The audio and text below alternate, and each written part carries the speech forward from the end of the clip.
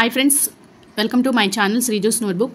ఈరోజు మన టాపిక్ వచ్చేసి మంచి ప్రాజెక్టుకు ఉండవలసినటువంటి లక్షణాలు, characteristics of a good project. ఓకేనా, మనం ఆల్రెడీ చెప్పుకున్నాం కదా, ప్రాజెక్ట్ పద్ధతినే ప్రకల్పన పద్ధతి అని కూడా అంటారని. సో ఇక్కడ ఒక మంచి ప్రకల్పనకు ఉండాల్సినటువంటి లక్షణాలను ఈ కింద ఇచ్చారనమాట. మనకి ఒక 7 క్యారెక్టర్స్ అయితే ఉన్నాయి, మనం చాలా ఈజీగా గుర్తుపెట్టుకోవచ్చు. అవేంటో చూద్దాం. ఫస్ట్ వన్ వచ్చేసి ప్రాజెక్ట్ ఉద్దేశం, ఎయిమ్ ఆఫ్ ది ప్రాజెక్ట్. చూడండి, మొదట మనం సెలెక్ట్ చేసుకున్నటువంటి ప్రాజెక్టు, దానికి సంబంధించినటువంటి ఉద్దేశాలు అనేటువంటివి విద్యార్థులు అర్థం చేసుకునేలాగా ఉండాలన్నమాట.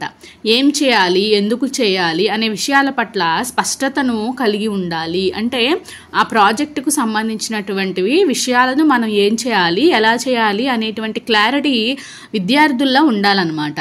అలాగే ప్రాజెక్ట్ విద్యార్థుల అవసరాలకు తగినట్లుగా ఉండాలి. సో ఇట్లా ఉన్నట్లయితే అది విద్యార్థుల్లో ప్రేరేపణను కలిగించి ప్రాజెక్ట్ పట్ల వాళ్ళకి ఇంట్రెస్ట్ని కలగజేస్తుంది అనమాట. అంతేకాకుండా తీసుకున్న ప్రాజెక్ట్ విద్యార్థికి నిజ జీవితంలో ఉపయోగకరంగా ఉండాలి. అంతే కదండి, ఎవరైనా వాళ్ళకి ఉపయోగకరం అంటేనే ఏదైనా పని చేయడానికి సిద్ధమవుతారనమాట. సో ప్రాజెక్టు అనుభవాలు విద్యార్థులలో జ్ఞాన సముపార్జనకు తోడ్పడాలి. సో ఇట్లా అవసరాలకు మాత్రమే కాకుండా వాళ్ళు చేసేటువంటి ప్రాజెక్ట్ అనేది విద్యార్థులకి ఎంతో కొంత నాలెడ్జ్ కలిగించేదిగా కూడా ఉండాలన్నమాట. నెక్స్ట్ వన్ వచ్చేసి ఆశించిన ఫలితాలు, ఎక్స్పెక్టెడ్ రిజల్ట్. ప్రాజెక్టును పూర్తి చేయడం ద్వారా లక్ష్యాలు సాధించబడితే విద్యార్థుల్లో ఆశించిన ఫలితాలు కలుగుతాయి. అర్థమవుతుంది, ఇక్కడ ప్రాజెక్ట్ అనేది సక్సెస్ అయినప్పుడు దాని ద్వారా మనం నెరవేర్చాలనుకున్నటువంటి లక్ష్యాలు నెరవేరినట్లయితే విద్యార్థుల్లో పాజిటివ్ రిజల్ట్స్ అనేటువంటివి వస్తాయన్నమాట. వారు పొందే అనుభవాలు కూడా ఫలవంతంగా ఉంటాయన్నమాట. మనకి ఇక్కడ ఫలితాలు అనగానే తారండైక్ ఫలిత నియమాలు అనేటువంటివి గుర్తు రావాలన్నమాట. సో మరి ఈ నియమం ద్వారా ఏమవుతుందంటే ఆశించిన ఫలితాలు పునర్బలనం కలుగజేసి కొత్త ప్రకల్పనలను చేపట్టడానికి తోడ్పడతాయన్నమాట. సో ఒక ప్రాజెక్ట్, ఫర్ ఎగ్జాంపుల్ సమ్ ఏ అనేటువంటి ప్రాజెక్ట్ చేసినప్పుడు అది సక్సెస్ అయ్యి వాళ్ళకి ఉపయోగకరంగా మంచి రిజల్ట్స్ వచ్చినట్లయితే వాళ్ళు నెక్స్ట్ ప్రాజెక్ట్ బిని చేయడానికి ఇంట్రెస్ట్ చూపిస్తారనమాట. అదే ఆ ప్రాజెక్ట్ ఏ అనేది సక్సెస్ అవ్వకపోతే నెక్స్ట్ ప్రాజెక్ట్కి వెళ్ళడానికి అంత ఇంట్రెస్ట్ అనేటువంటిది రాదనమాట. సో నెక్స్ట్ వన్ వచ్చేసి క్రియాశీలత, యాక్టివిజం అంటారు. విద్యార్థులు ప్రాజెక్ట్ను పూర్తి చేయడానికి శారీరకంగా మానసికంగా సన్నద్ధులై క్రియాశీలంగా వ్యవహరించాలి. ఓకేనా, సో మరి ఇది చేయాల్సినటువంటి బాధ్యత ఉపాధ్యాయుడికే ఉంటుందన్నమాట. విద్యార్థుల్ని మోటివేట్ చేసి వాళ్ళు యాక్టివ్గా పార్టిసిపేట్ చేసేటట్లు ఉపాధ్యాయుడు విద్యార్థుల్ని గైడ్ చేయాలి. విద్యార్థులు తమంతట తాము వ్యూహరచన చేయడం, సామర్థ్యాలకు అనుగుణంగా విధులు నిర్వర్తించడం, భావాలను స్పష్టం చేయడం వంటి కార్యక్రమాలను పూర్తి చేయాలి. మనం చెప్పుకున్నాం కదా, టీచర్ గైడెన్స్తో విద్యార్థులు వ్యూహరచన, ప్లానింగ్ అనేటువంటిది చేసుకుంటారు. అలాగే వాళ్ళ కెపాసిటీలకు అనుగుణంగా మనం చేసినటువంటి టీమ్స్ని వాళ్ళు చేయగలుగుతారనమాట. సో ఇట్లా ఉండాలి. అందుకు అవసరమైన చోట ఉపాధ్యాయుని సహకారం తీసుకోవాలి. Is it clear? Next one వచ్చేసి స్వేచ్ఛాయుత వాతావరణం, ఫ్రీ అట్మాస్ఫియర్. మనం ఏదైనా ఒక పనిని విద్యార్థులకు చెప్పినప్పుడు వాళ్ళకి అందుట్లో ఫ్రీడమ్ని ఇవ్వాలన్నమాట. మనం రెస్ట్రిక్ట్ చేయకూడదు. ఓకేనా, ఇలా చేయాలి అలా చేయాలి అని గైడెన్స్ చేస్తూ వాళ్ళు మంచి రిజల్ట్స్ సాధించడానికి వాళ్ళకి ఫ్రీడమ్ ఉన్నప్పుడే వాళ్ళు 100% ఫోకస్ పెట్టి చేయగలుగుతారనమాట.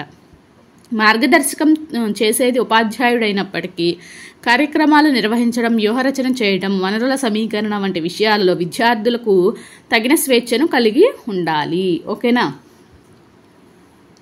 Next కాలానుగుణ్యత, timeless.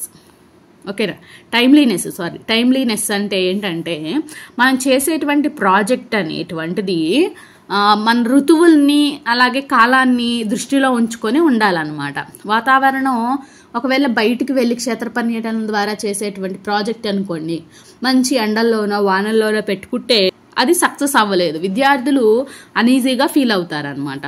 సో ఆ యొక్క వాతావరణాన్ని, సమకూర్చబడినటువంటి వనరుల్ని, సమాచారాన్ని దృష్టిలో ఉంచుకొని మన ప్రాజెక్ట్ అనేటువంటిది పూర్తి చేయాలి. నెక్స్ట్ వచ్చేసి వాస్తవికత, రియాలిటీ. చూడండి, ఇది కూడా చాలా ఇంపార్టెంట్ అనమాట. ప్రాజెక్ట్ సాధన నిజమైన అనుభవాలను కలిగించేదిగా ఉండాలి. ఓకేనా, నెక్స్ట్ ప్రాజెక్ట్ అనేది స్వయంగా ఆచరించి నేర్చుకునేలా, సహజ వాతావరణాన్ని అనుభవపూర్వకంగా తెలుసుకునేలాగా ఉండాలన్నమాట. విద్యార్థులు లెర్నింగ్ బై డూయింగ్ ద్వారా, లివింగ్ బై డూయింగ్ ద్వారా చేస్తారని మనం ముందుగా చెప్పుకున్నాం కదా, అది ఇక్కడ నెరవేరుతుంది అనమాట. అలాగే ఆ ప్రాజెక్ట్ యొక్క ఉద్దేశాలు నిజ జీవితానికి, సమాజ అవసరాలకి సంబంధం కలిగి ఉండాలన్నమాట. నెక్స్ట్ వచ్చేసి ఆదా, సేవింగ్.